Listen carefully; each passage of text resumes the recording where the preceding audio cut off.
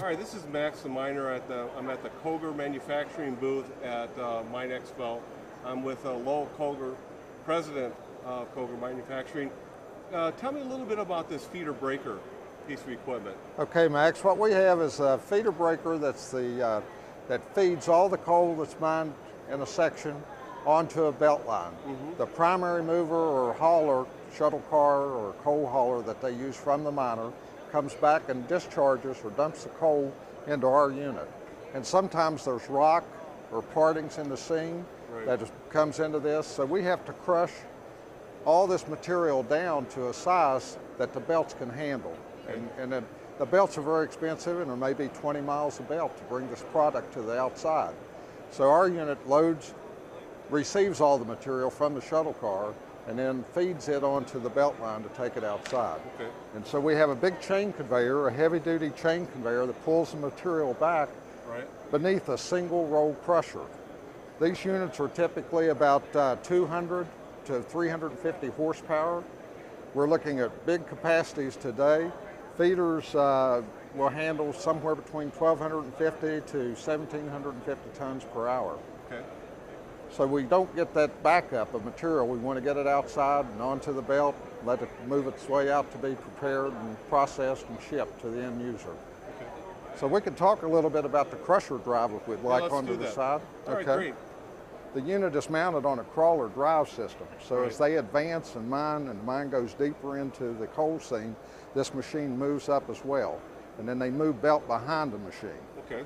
So we power this through one motor. We have one electric motor that powers both the crusher and the conveyor drive.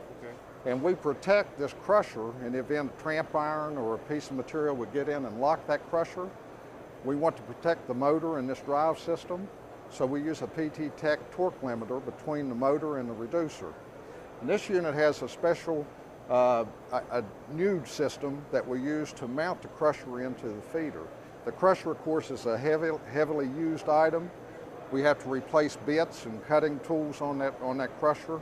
So we have a system here where that can be bolted loose, and you can remove the crusher and replace it with a new one, much easier than the old systems. It's a direct drive reducer, there are no chains, and the PT Tech unit has done an excellent job for us in protecting the motor and the electric drive. The electric motor that drives the crusher is a double shafted motor, and on the opposite end we drive a hydraulic pump that in turn drives our conveyor. And we use those same hydraulics to work the Tram System. This unit is stationary when it's operating. The cars come back and dump onto it, and of course we discharge from this end onto the belt to move the material onto the outside. And the frame is very heavy. Of course, most mining equipment is really heavy duty, but there's a lot of 2-inch plating used up in the front end where it receives material. All the conveyor deck is at least 1 1/4 inches of steel throughout. This machine weighs over 80,000 pounds. So this is a very important piece of equipment for the mining operation. Without it, we would not be able to extract coal from the mine. Absolutely. This unit is like the belt line. It's part of the belt line. It's one of the few things that could shut down a mine. You have to have belt, you have to have ventilation, but if they lose power, you know, that's the things that would shut down an operation. So our unit is normally 97, 99% available.